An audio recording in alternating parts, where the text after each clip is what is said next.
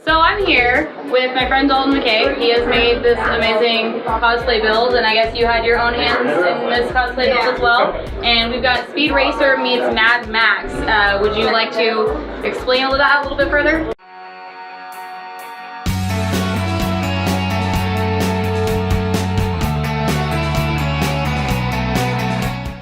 Hey guys, Muse with Scarlet Muse Cosplay here at AnimeFest with Larissa from the Dwagons booth.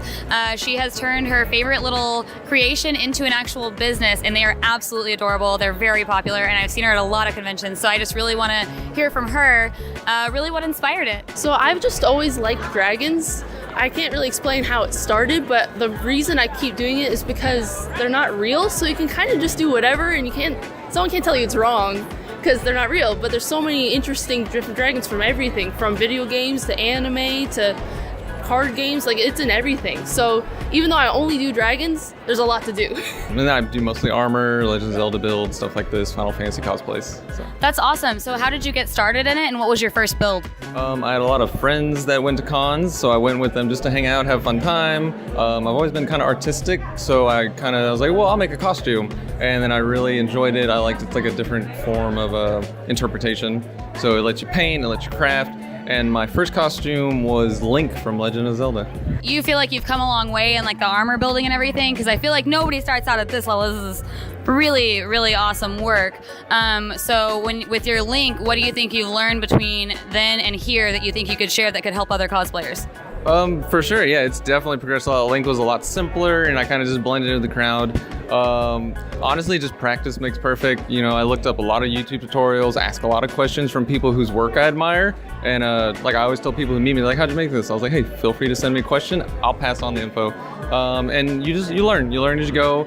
I did some other armor builds that, you know, I look back on them later, and while I was proud of them, I'm like, hey, this has really changed now, you know, and you just learn more about shapes and how to make things really come to life. Speed's got a body count. Yeah, Speed really does. If you watch Speed Racer, it's pretty dark.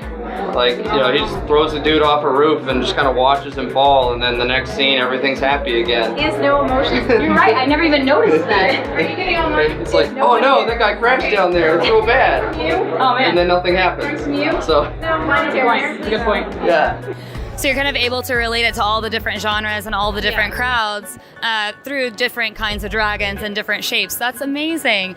And then you said it started a really long time ago, actually, you creating the dragons and stuff. And how old were you? I believe I was in like second grade that I had like my first dragon drawing, but it was like middle school that I kind of went a little dragon crazy, and it's just kind of been like that since.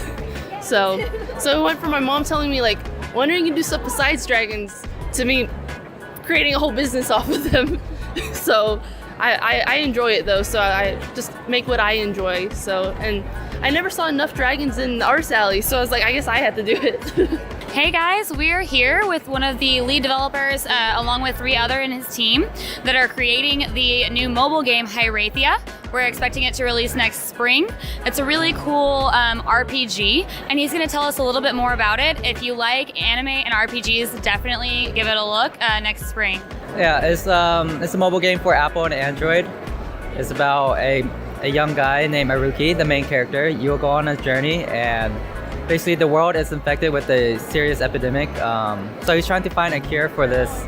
But with your help, you play the game as him, going through and trying to find the cure for it. I'm a provider of goods and services. I like to draw art a lot of times with cosplayers like yourself, and present it to the world. All right. Give back to the people a little bit. That's really amazing. What other conventions have you done? So this is A-Fest last year was my very first convention. Oh. So this is my 1-year anniversary, which is pretty exciting. But in that year, I've done about 15 conventions. So it went off with a bang, so I was like, I just gotta do them all. So I've been really enjoying it. Can you tell us a little bit about what inspired you and the other developers to create the game? Well, started off, I like anime and I also play a lot of games, so we just decided to put those 2 together. It's more like a passion and a hobby on the side. So just another anime fan. And then do you want to go ahead and name the other developers that are working on the project with you? Yes, the head programmer, Sunny. Then we have our art manager, which is Tin, and then we have Alan and me. So was it really easy to get into the artist alley and everything when you did get all the kinks worked out and like to get your booth really to what it is now? Well, the thing that's really helped me out is there's so many resources online. It's really made it's like Artist Alley's become such a big thing. There's so many resources online to help you out, like Artist Alley Network International. There's like over 16,000 people in it, and there's so much information there. So I think what's really helped me out is there's so much information available to everyone now. So yeah. And how long did this build take you? This one took 2 months, but it was a pretty active 2 months altogether. Hour-wise, it was roughly about 250 hours. And what do you think it cost you about in materials roughly? So I do a lot of like a discounted foam because everyone's on a budget, or you want to save money just to have more money for other things. Of course. So overall, he probably cost only about $150 in materials. Wow. Wow. I collaborate with a lot of other artists. That's what these 2 zines are. Mixtapes here is where I got 25 other artists to work with me on this. The theme was music, and we applied to My Hero Academia. And Move My Ride is just straight up Sailor Moon fanzine. So worked with a lot of other artists on that. So where are our companions? Dead. Yeah, unfortunately we didn't make it. So Chim Chim keeps Trixie warm at night here. Spritle, unfortunately, we didn't know these 2 were in the trunk. We never do. Yeah, you told him to stop getting in there. So. Racer X found out he's my my older brother that mysteriously disappeared and never seen him again. But and then also I lost my mechanic, Sparky. So we just just us out there in the wasteland. My goodness. Well, I gotta say, I love the killer detail. I love all the thought that you guys put into it. It's a really cool mashup. So I really enjoyed this. It's really cool to see it with the Mach 5 at, you said Cosplay Con? Yeah, Cosplay. So we can see them at Cosplay Con, and it'll be really awesome. They'll be there with the Mach 5. 150 and all the things. The pants are handmade. The boots were like the base of the boots. I built all the armor, but the base of the boots were like $12 on Amazon, and then the T-shirt was like a couple bucks. And this is all just probably heat gun formed EVA foam, right? Yeah, it's just all kinds of different foam. It has like a XPS rigid foam interior, and then it has a dense 1mm foam sealed all over it. And yeah, it's just heat shaped, and I get large discounted sheets from a supply store, and then little dowels, and you just heat shape it, paint it, seal it, weather it with like a Dremel. And the same thing with all this, made handcrafted like paper patterns, and then just cut it out of the foam sheets and shape them, cut them, heat them.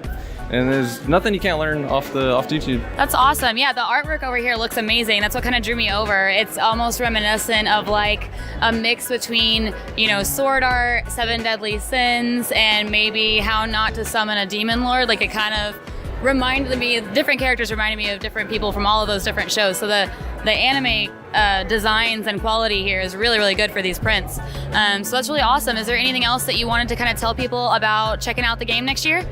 It'll be released in the second quarter of next year. Stay tuned, join our Discord. Okay, do you have a page that people can actually check it out on? Just go to our Facebook, it's just Hiraethia. If you'd like to join our beta testing, it's hiraethia.com/beta. Okay, great. Well, it was awesome talking with you today, and I will definitely have to check out your new game next spring.